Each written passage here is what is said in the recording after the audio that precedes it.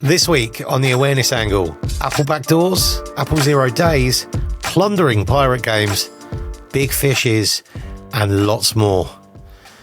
Welcome to the awareness angle, simplifying cybersecurity awareness. This is a podcast that brings you the latest cybersecurity news every week and gives you the security awareness angle on it. All views and opinions expressed in this podcast are our own and do not reflect those of our employers. Joining me as always, each and every week, is Luke Pettigrew. Hello, Luke. Hey, Anthony. How are you? I'm good. How are you? Yeah, doing all right. Recovering from a cold, so I might be sniffing a little bit, so apologies. There's lots going round. I was poorly at the weekend, so I think everyone's getting a little bit of it at the moment. Yeah. Yeah. You had a good week other than that? Yeah, been busy. As usual. Yes, I've been busy. Earlier today, I had the pleasure to join Sarah Janes from Layer 8 on a security champions meetup. So me and Sarah had an opportunity to talk with a whole bunch of people, or to a whole bunch of people, about security champions and the benefits of those. So that was a really, really good session. Nice, yeah.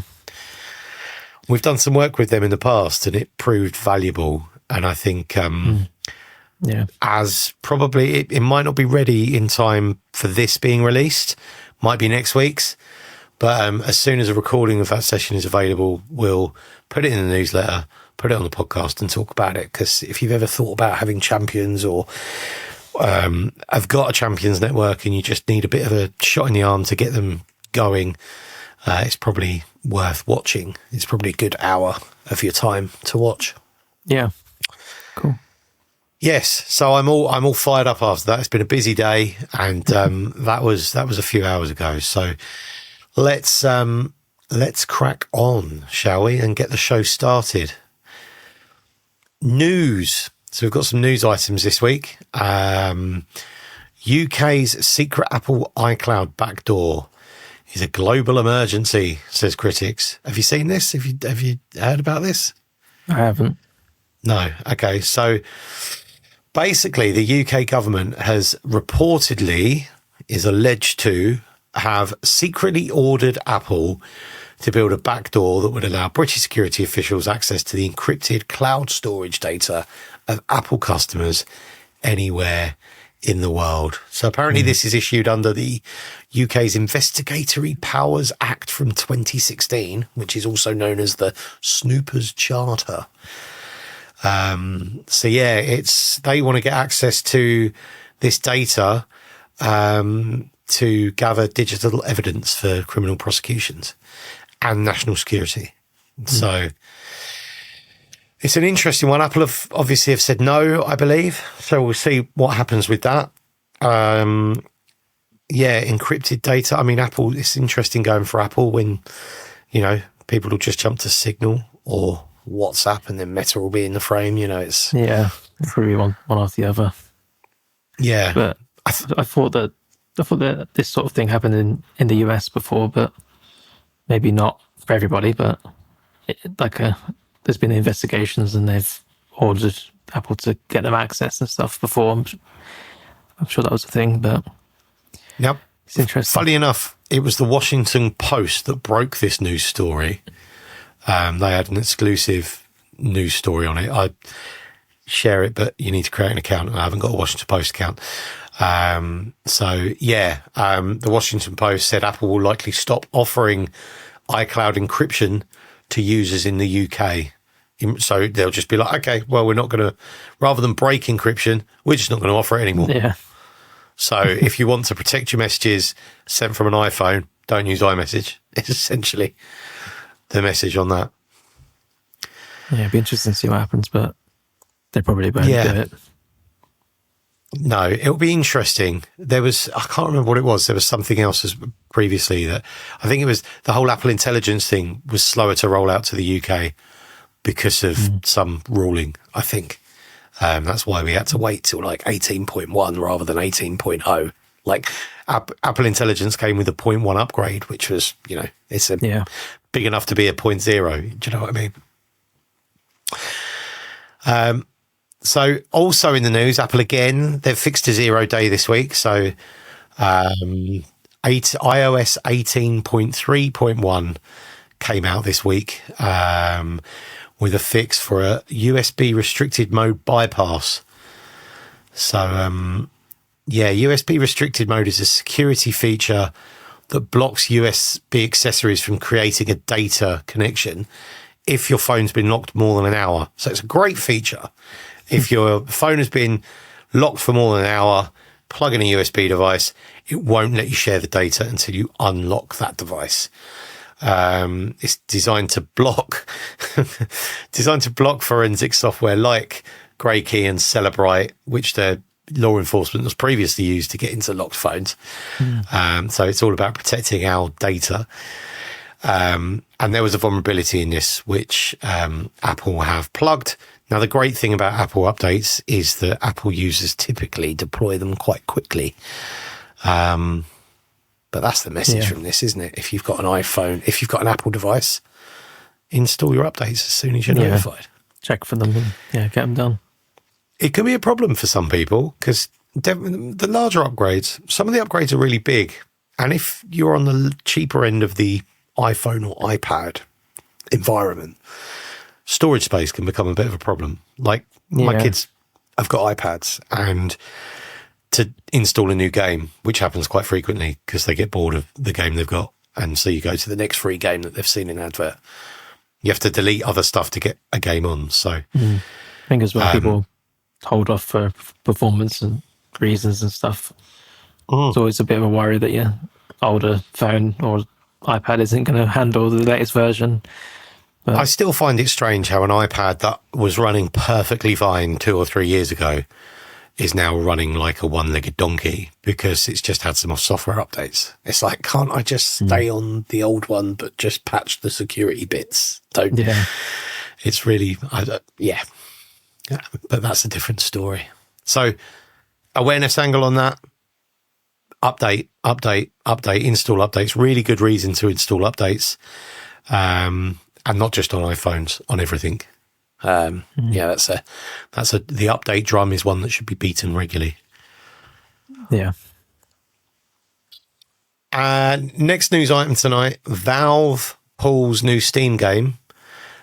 So we spoke, was it last week we spoke about the abandoned games warning on Valve? Yeah, it was, wasn't it? On Steam, yeah. On Steam, yeah. So basically, a game on Steam called Pirate Fi. Valve have removed it from Steam, saying it included what they suspect to be malware. Okay. Pirate Fi was briefly available as a free download, but has been taken off Steam following an update that was suspected to contain malicious files. So Valve messaged the affected players to warn them of the threat and suggest that they take steps to check for any unexpected viruses or software. So the game was launched on Valve Store February the 6th, pitched as a thrilling survival game set in a vibrant, low-poly world where you can choose to play solo or with others. It was a free game, but described as being in the beta stage of development and promised essentials from fishing, hunting, farming. So Monday the 10th, so a week before this is released, Pirate Fi was removed, and then users received an email. So it's an interesting one, isn't it? It kind of echoes what we've said before about early access games, maybe untrusted developers. I don't know who the developer is of this game. To know whether it was the developer themselves that uploaded that or if it was like hijacked and put out, but I don't think it says yet. Other than, that they've removed it and they... So users received a message from tracking site SteamDB, and the email said, "We are contacting you because you've recently launched Pirate Fi on Steam. The Steam account of the developer for this game uploads builds to Steam that contained suspected malware." So, and then it tells them if they did launch the game whilst a suspicious build was active, and then says you are likely to have malicious files on your PC. This is exactly what caught Disney out, isn't it, with Slack, because a user had a game, in that case. A mod for the game, but... Yeah. Similar thing, though. Yeah. This is, so awareness on this, you've got I mean, essentially, you shouldn't be allowing Steam games on a corporate device. That should be like the number one message. Yeah. Yeah. I mean, and then we with know places where machines and Steam stuff, is installed because they have business use cases for Steam. But that's tenuous, I suppose. I was a defender of that for some time, but that's tenuous. And then, installing games on corporate devices, this is one reason why. Yeah. But then you've got bring your own device. Home PCs might be accessing, and that's how Disney got caught out. It wasn't even their own device. So yeah, definitely. A lot of people, I guess, that may use their own device. Yeah, their hygiene may be not as good as if it was a corporate device. So it's a bit of a tricky one to combat, I guess. Put out some messaging around being careful with what you're downloading if you're going to use your personal machine and what your access and stuff. But I guess for the most part, I guess encourage people to use their work machine where they can also. But obviously in some cases, I guess it's more convenient to use your personal device if you're just logging in whilst you're out or something. This is a dilemma, right? Because most businesses make their purchasing decisions for PC hardware, for computers, PC, Mac. A lot of the purchasing decisions are budget led, right? So they'll go, let's not go for the cheapest laptop, but we're not going to give everyone the best laptop available. So we'll go for something nice and mid range.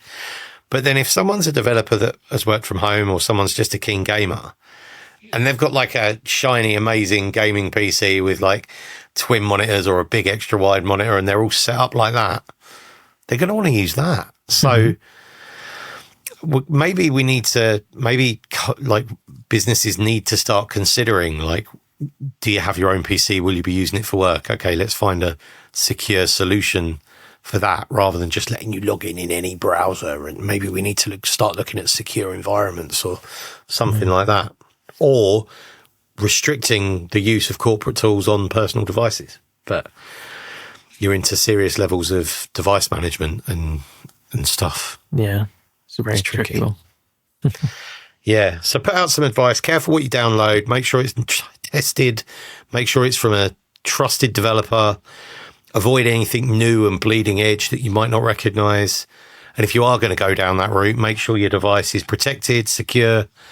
You know, antivirus. I've struggled with antivirus this week because I installed Surfshark VPN as a premium user, and it turned off Windows Defender.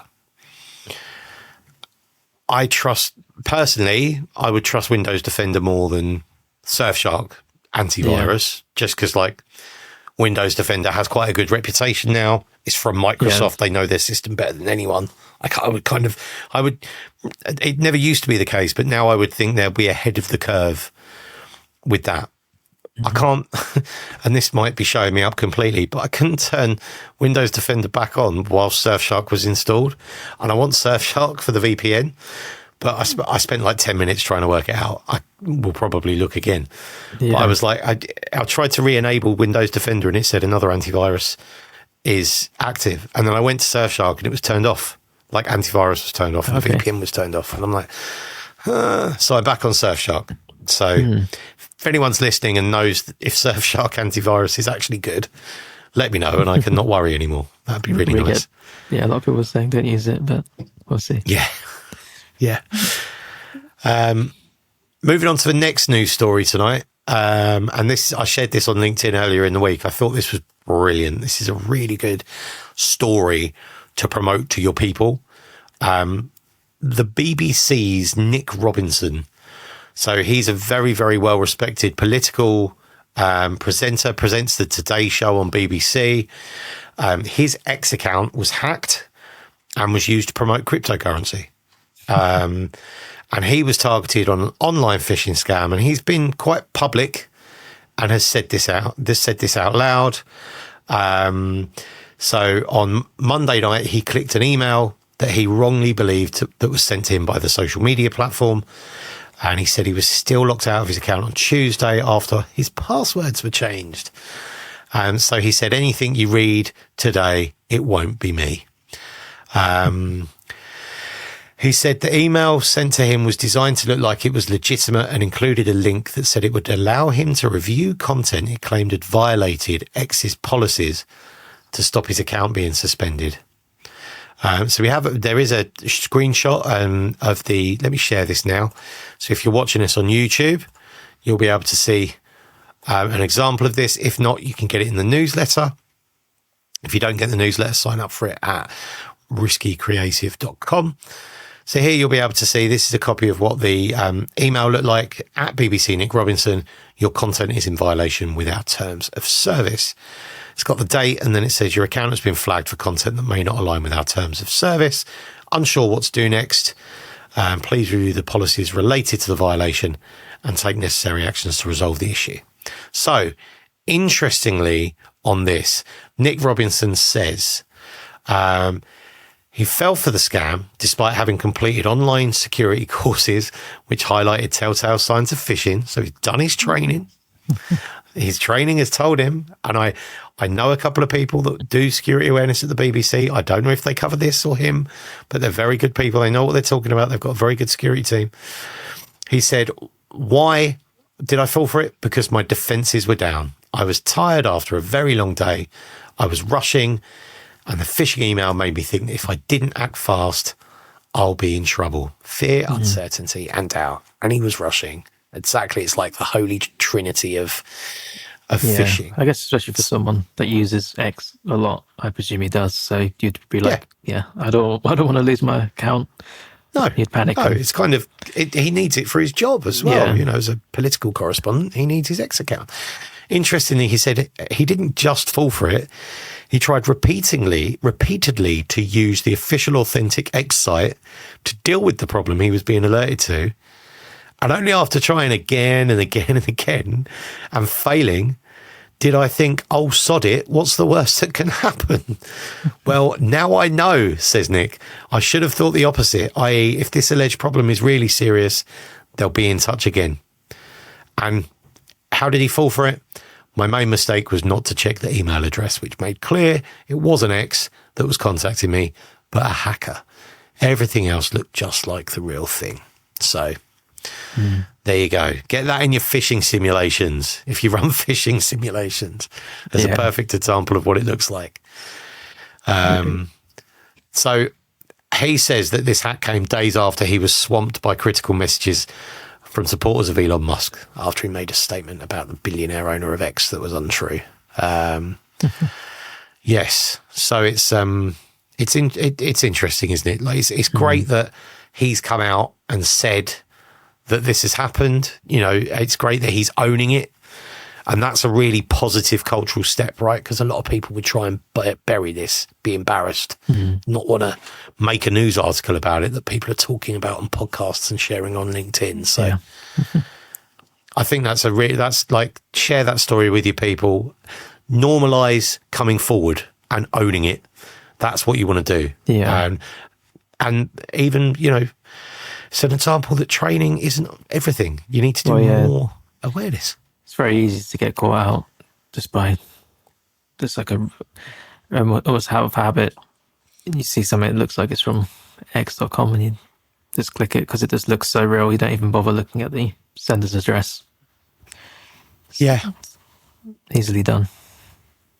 Yeah, very easily done. I wonder how difficult it would be for an email provider to go, this email looks like it's from X, but normally their emails come from this address. Please be careful. Like, surely that... It does bad for you sometimes, but... It does, doesn't it? Yeah. Yeah. Anyway. Next news story is yours. Yes. So it's a TikTok news article. Obviously, as we discussed previously about the TikTok US ban that then was unbanned for... Or it was like they turned it off for like 12 hours or something. 12 hours, something like that. It wasn't even 24. Yeah. Which obviously, now it's been extended for like 75 days or something like that. But it's a story about how there's a surge of unofficial or sideloaded installations of TikTok, because I didn't know this, but the Apple App Store and the Google Play Store are preventing new downloads of the app I guess in the US only. Oh wow! Which I didn't know that was a thing. But No. so yeah, that's led over 120,000 people to go and sideload it through different app stores, unofficial app stores, which obviously has a lot of potential risks for installing a malicious version.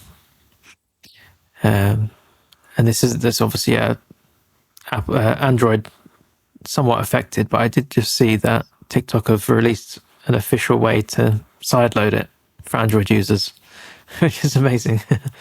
It's dangerous, isn't it? Years ago, I used to play around with. Oh god! So I'm not even going to say how many years ago it was. Early iPhone, like early first couple of iPhones, Cydia was the unofficial app store. Because iPhones have always been restricted with what you can do to the interface. Cydia used to make them more like Google. So it used to allow, funny enough, I said Cydia and Siri's come to life on my iPhone. It's like, but I think I had to reinstall my phone once because I installed something that was dodgy. Sideloading is dodgy, right? Yeah. Like you go to a site that's laden with ads. If you haven't got an ad blocker installed that's working, you get loads of pop-ups.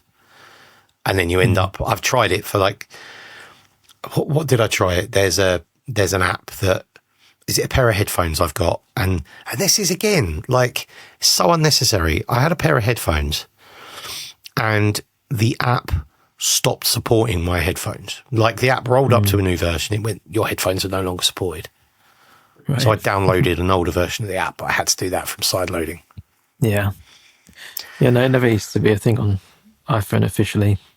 No. Until like somewhat recently, but it's fairly easy to do on an Android phone because there was a big spate of it when Fortnite, was it Fortnite got banned from the Play Store or from the App Store? Yeah, that was one that all of a sudden was being sideloaded loads. Yeah. It's definitely got to be careful. This also goes to show that a TikTok ban just won't work.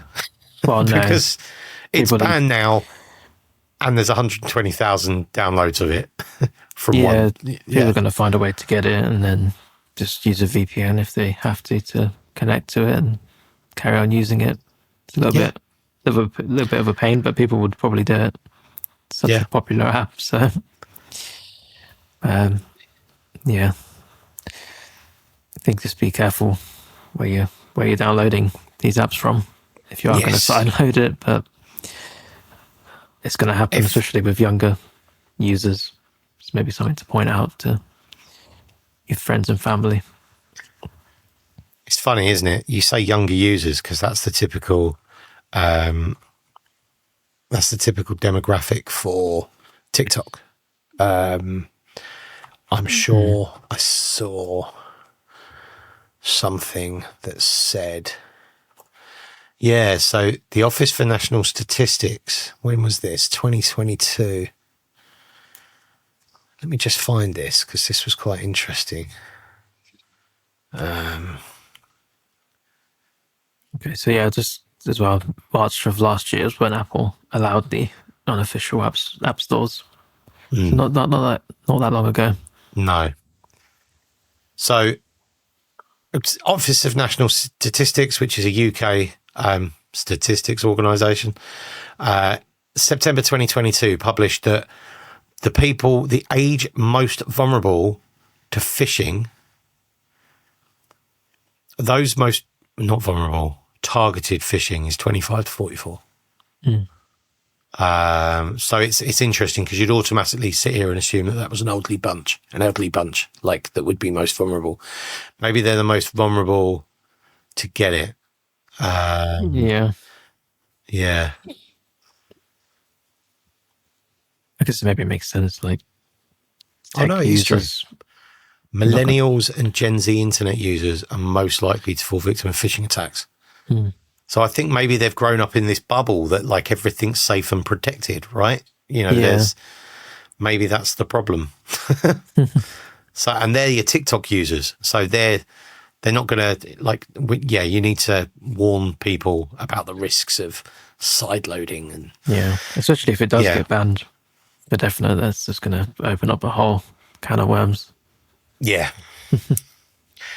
If you don't know what the risks are when it comes to sideloading or using dodgy apps or app sources, get in touch. Drop us an email, hello@riskycreative.com, or give us a message on LinkedIn. Let us know. We can let you know. Or if we can work on something. If you think, I don't know how to work on that, I don't know what the message is, let us know. Get in touch. That'd be great. Yeah. While I'm on that, sign up for the newsletter as well. Newsletter goes out every Monday morning. And on that newsletter is everything we talk about in the show, plus a little bit more. It's available on LinkedIn, or you can get it straight in your mailbox. Go to riskycreative.com and sign up there. Right. That's it for the news this week. Let's talk about awareness. So Brian Miller, great guy, sent us some questions. We've been answering one a week. It's the end of Brian Miller's questions this week. You watch, you'll send us some more. We're going to need some more. Brian, if you're listening, give us some more. So this week, measuring success, strategies for assessing and improving security culture over time, with practical examples of what works. Assessing and improving security culture. Now, I saw a massive conversation on LinkedIn about what is security culture. We're not going to get into that. Let's just assume the security awareness of your business. We won't get into what is security culture, but ways for assessing security culture. Can you think of a way that you would, Luke, how would you assess security culture? I mean, one obvious one is a culture study. Boom! What a great answer. That's what I was looking for. There's a few other ones, but that's probably the most obvious. Probably. That's what we've done in the past. It's quite annually. An effective one as well, right? Yeah. And culture studies are brilliant. I think we've spoken about them on the show before, but they do give you a point of time reflection. So there's lots of things to consider about how you deliver a culture study. But culture studies are great because you can ask people questions of how they feel about X or how they feel about Y and make it anonymous, give them an incentive, and they're likely to respond. And they've proved very, very successful. Yeah, and then you can get some very honest answers as well. Yeah, absolutely. Yeah, some of the stuff we've found out from, I don't think anyone ever, it's almost like confession, right? Like we sit in one booth and then they sit, I don't know if it's called booth, I don't want to offend anyone. That's dead.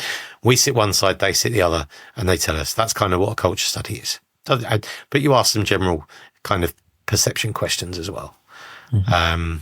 If you want help with your culture study, give us a shout. But then how do you measure that? So that gives you year one, but then you ask very similar questions in year 2, year 3, year 4, and year 5, and then you can map the change over years. Now, one thing we never did, but we toyed with, was not doing it annually, but doing it more granularly. I can't say that.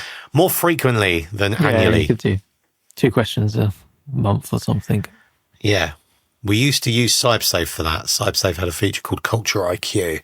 And we used to send that out and users would be able to come to the CyberSafe platform and answer their questions. It's probably quite a good way because it gets people thinking a bit more often, maybe about their behaviours and stuff.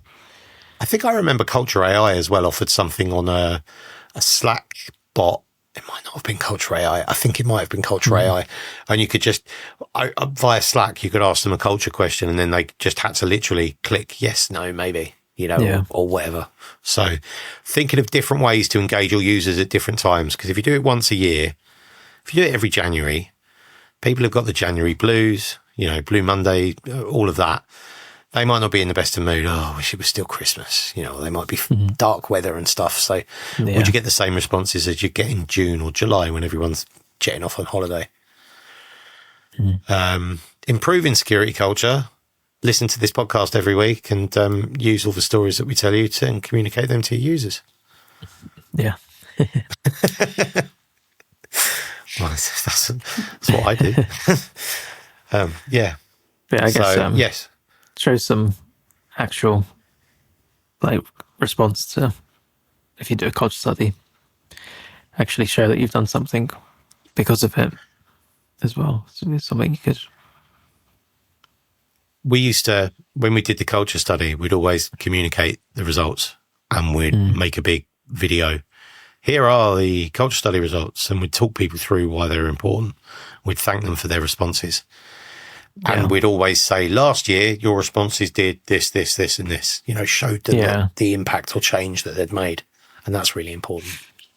Yeah, I think as well, we always push the more positive answer and explain why that is the sort of the most positive behavior or something like that. Don't normalise the bad stuff.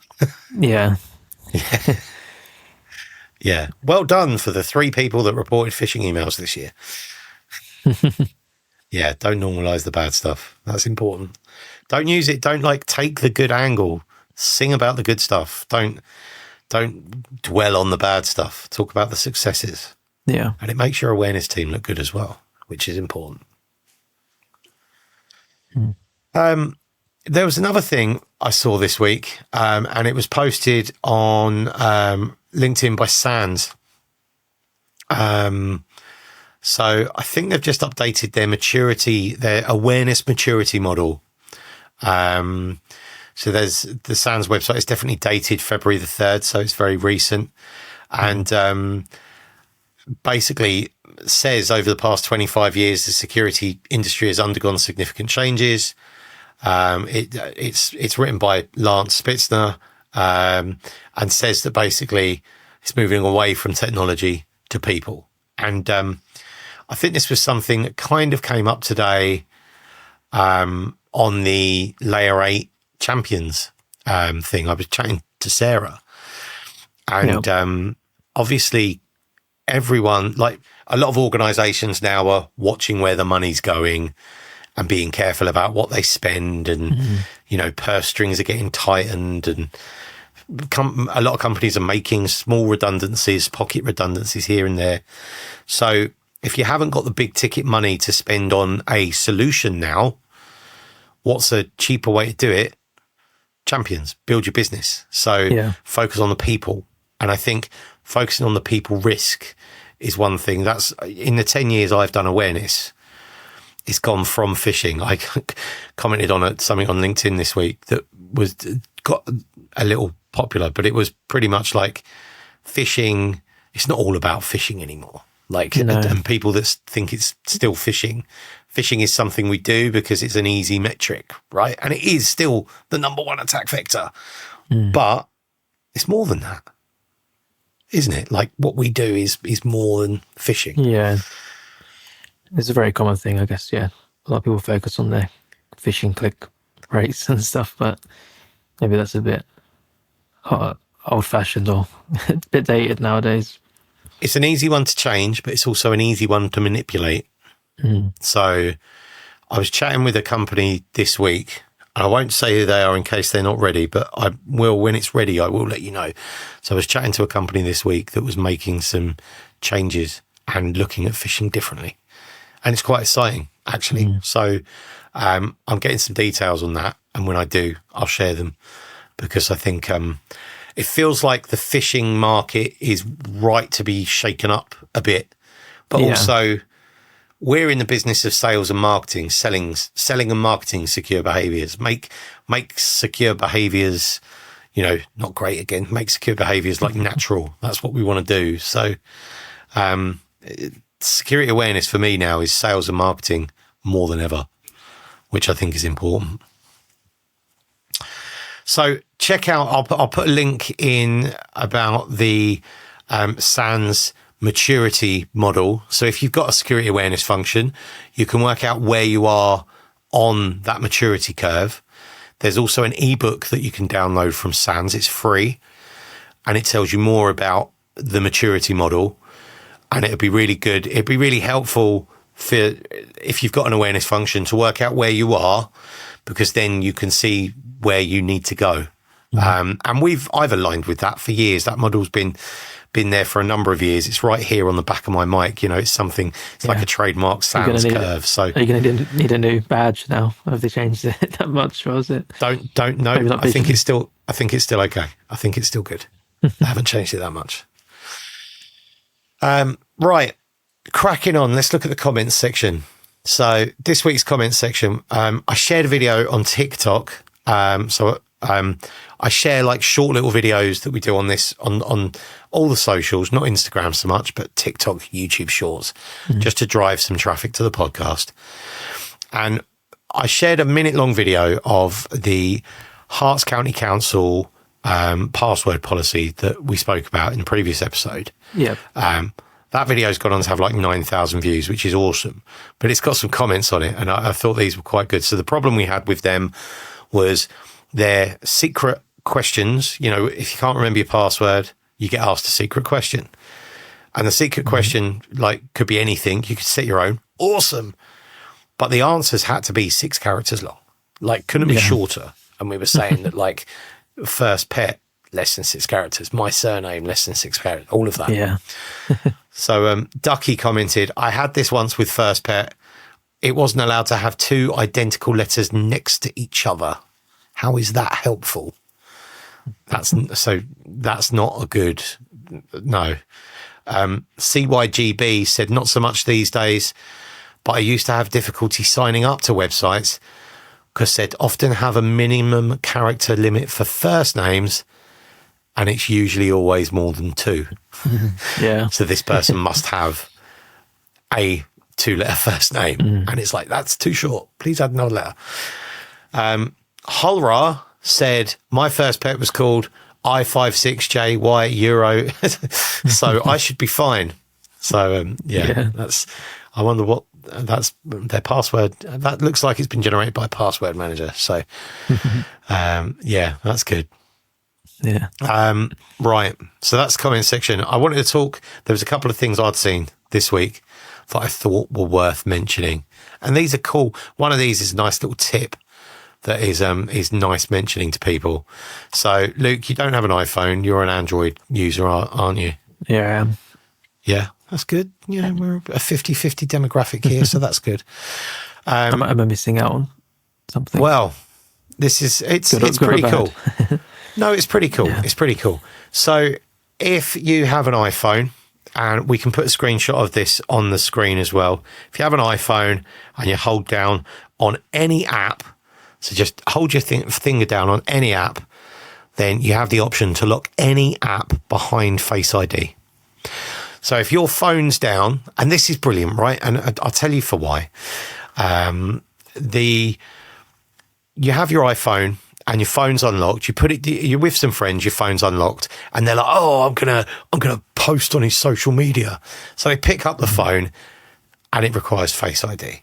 I think that's really good. And where that really does come into play is because somewhere I used to work, the social media team, it used to be, and I don't know if this is the same anymore, but it used to be, if you had a company Facebook page, you had to add users to manage that page. And this company was adding the personal user accounts of its social media team. So if you were the social media manager, your Facebook account would have the power to post as your international company that you were managing media for. Yeah. But that meant that if you were out and your phone was unlocked and got taken and someone was like, "Oh, someone could post as that company through your Facebook account," well, now you can lock it behind Face ID. So it's an extra layer of security for those apps that you just don't. Photos. If a friend gets hold of your phone, you don't want them looking at your photos. So you should tell users to do this for work apps, mobile, email, Authenticator would be a great one. Things like Slack would be cool. It's a shame you can't. Maybe you can. If you could set this as a kind of mobile policy on that device, put all corporate apps behind Face ID. Yeah, so that would be a cool one. Yeah. So that was a post shared by Stu Hurst, who is the Chief Information Security Officer at Trustpilot. So that's a nice, simple one. It's so quick and easy to do as well. Hold it down, require Face ID. Yeah, I wonder if there's a way to do it for bulk Watch it to go through every single app. And, Don't think there is. But the angle he takes is if your phone gets stolen. So it's like you're on your phone and your phone gets swiped. yeah. Which happens, moped, e-bike. Then they get your phone and they still can't. I mean, I know, to be honest, most of the time I think when your phone gets swiped, it's probably for parts. But this does mean that they can't access. My banking apps are behind Face ID anyway, but other stuff. I do wonder what they could.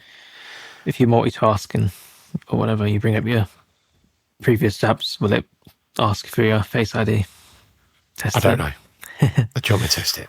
Hang on. Have a Let's go. test live here on Require Right Face ID for notes. Yes, it's checked with that. So let's open up email. Let's go open up notes. Let's go into email. Let's swipe. Oh yeah, it does. So it's asked again for you. Oh, has it? Yes, it won't let me open notes. Yes. So even if you're multitasking, you're swiping across from app to app, it won't let you switch. So that's cool. That's That's good. a really good one. Yeah. Thank you, Stu. You're probably not listening, but if you are, thank you very much. The next thing I had tonight was this was shared by Dan Thornton, who is the founder of Goldfish.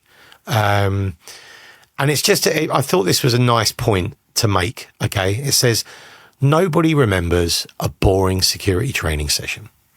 You're asking employees to remember security rules when they're drowning in emails, meetings, and Karen from HR's quick chats. A little bit stereotypical, but that's fine. We'll let that slide.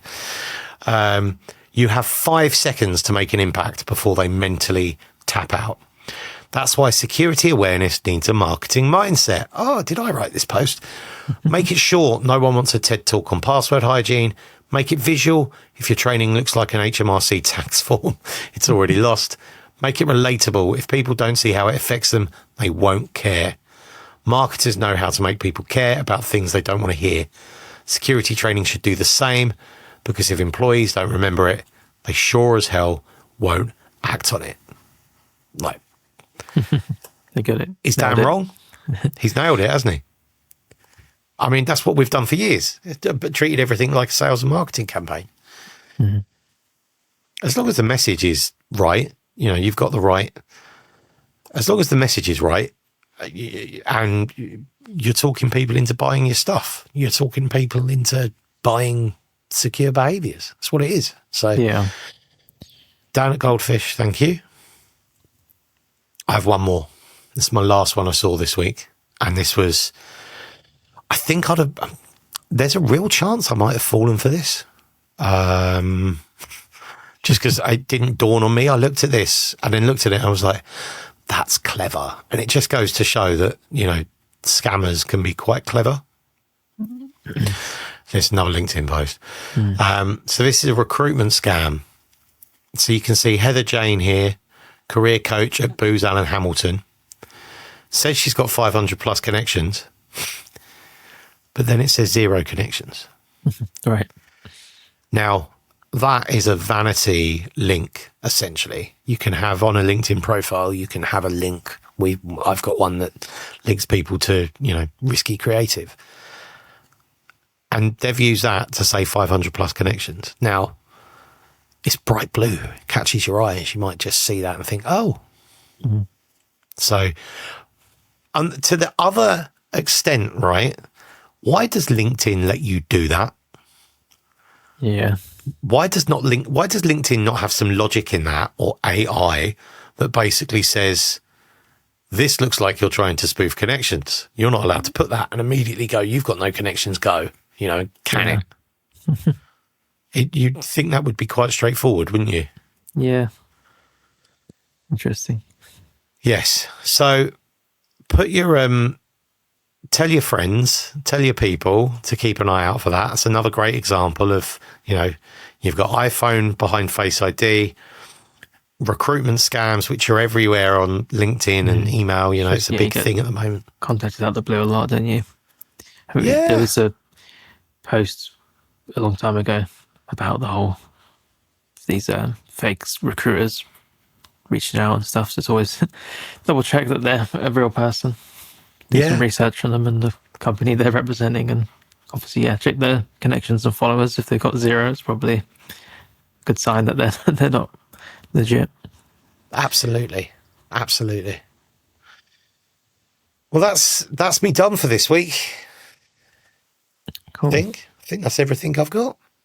So, yeah. I was going to go to SASIG this week, but I didn't go. So if anyone went to SASIG, let me know what that was like. SASIG is a security awareness special interest group. They met in London on Tuesday at CyberSafe.